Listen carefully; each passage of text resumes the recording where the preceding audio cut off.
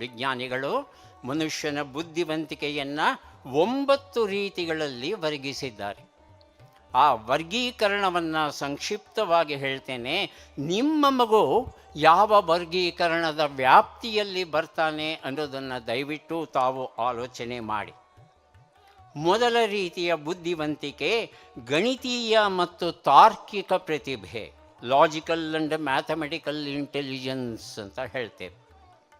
ನಿಮ್ಮ ಮಗುವಿಗೆ ಗಣಿತ ಕ್ಷೇತ್ರದಲ್ಲಿ ಪ್ರತಿಭೆ ಇದ್ದರೆ ಆತ ಗಣಿತಜ್ಞನಾಗಬಹುದು, ಅರ್ಥಶಾಸ್ತ್ರಜ್ಞನಾಗಬಹುದು, ಆಡಿಟರ್ ಆಗಬಹುದು, ಅಕೌಂಟೆಂಟ್ ಆಗಬಹುದು, ವಿಜ್ಞಾನಿ ಆಗಬಹುದು, ಇಲ್ಲವೇ ಕಂಪ್ಯೂಟರ್ ತಜ್ಞನಾಗಬಹುದು.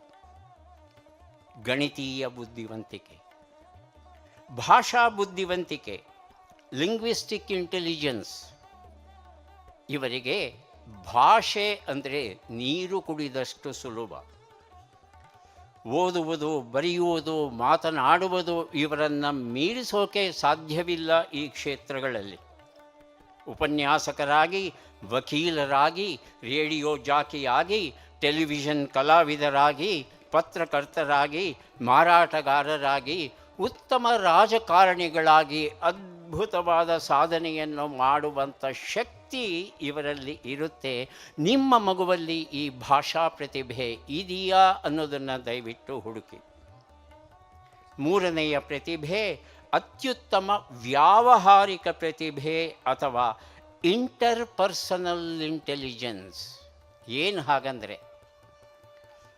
ಒಬ್ಬ ವ್ಯಕ್ತಿ ಎದುರಿಗೆ ಬಂದಾಗ ಆ ವ್ಯಕ್ತಿಯ ಮನಸ್ಸಲ್ಲಿ ಏನು ನಡೀತಾ ಇದೆ, ಯಾವ ವಿಚಾರಗಳಿವೆ ಅನ್ನೋದನ್ನು ಸೂಕ್ಷ್ಮವಾಗಿ ತಿಳಿಯುವ ಸಾಮರ್ಥ್ಯ ಕೆಲವರಿಗೆ ಉಂಟು. ಅವರೇ ಈ ವ್ಯಾವಹಾರಿಕ ಪ್ರತಿಭೆ ಉಳ್ಳಂಥ ಜನ.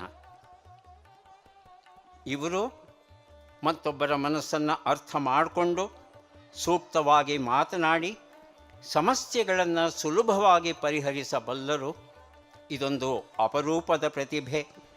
ಇಂತಹ ಪ್ರತಿಭೆ ಇರುವವರು ಮುತ್ಸದ್ದಿಗಳಾಗಬಹುದು, ಮನೋವೈದ್ಯರಾಗಬಹುದು, ಆಪ್ತ ಸಲಹೆಗಾರರಾಗಬಹುದು, ಉಪನ್ಯಾಸಕರಾಗಬಹುದು, ಸಾರ್ವಜನಿಕ ಸಂಪರ್ಕಾಧಿಕಾರಿಗಳಾಗಬಹುದು, ಸಮಾಜ ಸೇವಕರಾಗಬಹುದು.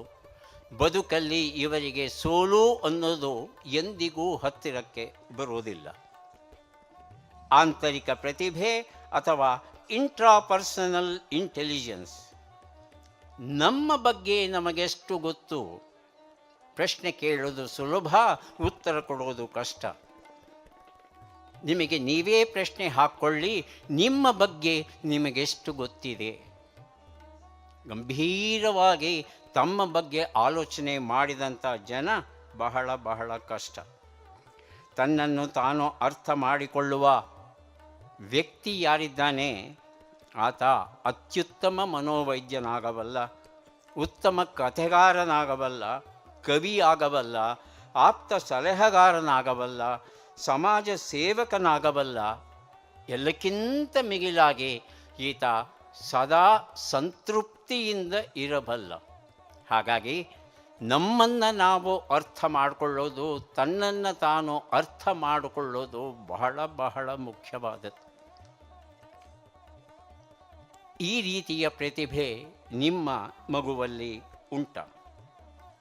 ಸಂಗೀತ ಪ್ರತಿಭೆ, ಮ್ಯೂಸಿಕಲ್ ಇಂಟೆಲಿಜೆನ್ಸ್, ಗಾಯನ, ವಾದ್ಯ ಸಂಗೀತ, ಕೀರ್ತನೆಗಳ ರಚನೆ, ಸಂಗೀತ ನಿರ್ದೇಶನ, ಸಂಗೀತ ಅಧ್ಯಾಪಕನಾಗಿ ಈತ ಅನುಪಮ ಸೇವೆಯನ್ನು ಸಲ್ಲಿಸಬಲ್ಲ.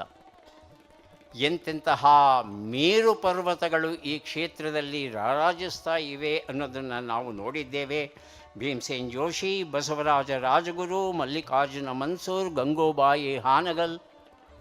ಈ ಪರಂಪರೆಯಲ್ಲಿ ನಿಮ್ಮ ಮಗ ಸಾಗಬಲ್ಲನೆ? ಅಂತಹ ಪ್ರತಿಭೆ ಅವನಲ್ಲಿ ಉಂಟೆ?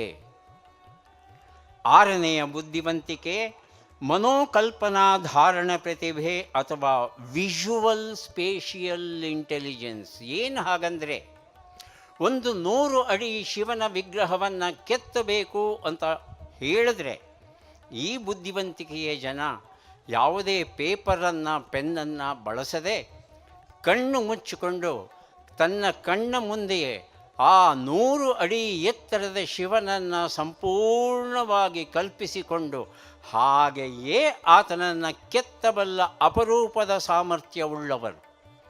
ಇಂತಹವರೇ ನಮ್ಮ ಬೇಲೂರು, ಹಳೇಬೀಡು, ಶ್ರವಣಬೆಳಗೊಳದಲ್ಲಿ ಇರ್ತಕ್ಕಂಥ ಶಿಲ್ಪ ಸಂಪತ್ತನ್ನು ನಮಗೆ ನೀಡಿದವರು.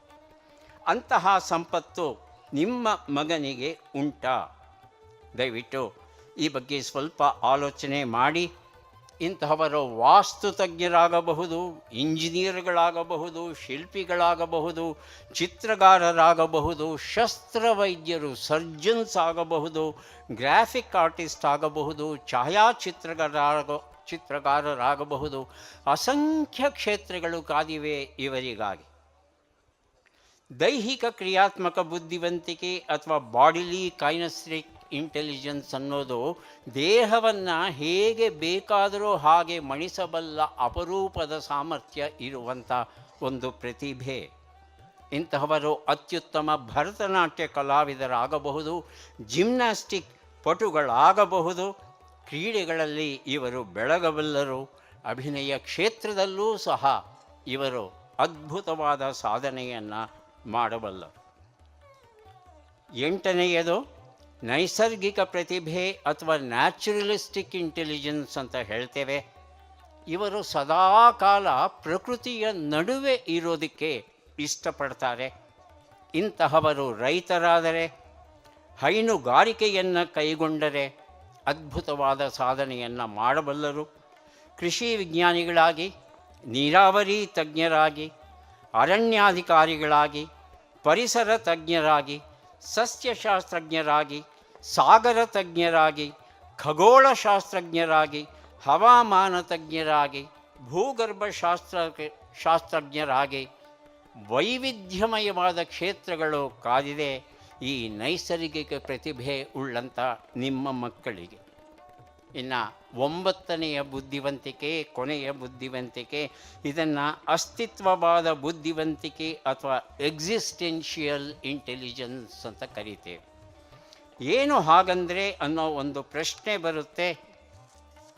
ಇಂತಹವರು ನಾನು ಯಾರು, ಎಲ್ಲಿಂದ ಬಂದೆ, ಯಾಕೆ ಬಂದೆ, ನನ್ನನ್ನು ಕರೆತಂದದ್ದು ಯಾರು, ನನ್ನ ಬದುಕಿನ ಉದ್ದೇಶವೇನು, ಬದುಕಿನಲ್ಲಿ ದುಃಖ ಅನ್ನೋದು ಯಾಕೆ ಇದೆ, ನ್ಯಾಯ ನೀತಿ ಧರ್ಮಗಳನ್ನು ಯಾಕೆ ಜನ ಪರಿಪಾಲಿಸೋಲ್ಲ, ದೇವರು ಅನ್ನೋವನು ಇದ್ದಾನ, ಎಲ್ಲಿದ್ದಾನೆ, ಹೇಗಿದ್ದಾನೆ, ಅವನು ಇರೋದು ನಿಜವಾದರೆ ಈ ಜನ ಈ ಜಗತ್ತು ಇಷ್ಟು ನೋವಲ್ಲಿ ಬೇಯ್ತಾ ಇದೆಯಲ್ಲ, ನೋಡಿಕೊಂಡು ಸುಮ್ಮನಿದ್ದಾನಲ್ಲ, ಅವನು ಕಗ್ಗಲ್ಲ.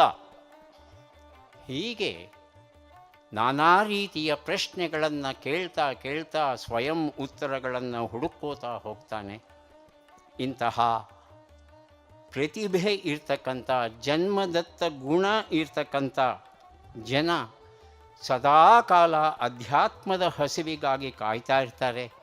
ಇಂತಹವರು ದಾರ್ಶನಿಕರಾಗಿ, ಸಾಹಿತಿಗಳಾಗಿ, ಆಧ್ಯಾತ್ಮಿಕ ಮಾರ್ಗದರ್ಶಕರಾಗಿ, ಧರ್ಮಗುರುಗಳಾಗಿ, ಪೀಠಾಧಿಪತಿಗಳಾಗಿ ಅದ್ಭುತವಾದ ಸೇವೆಯನ್ನು ಈ ಸಮಾಜಕ್ಕೆ ಸಲ್ಲಿಸಬಲ್ಲರು.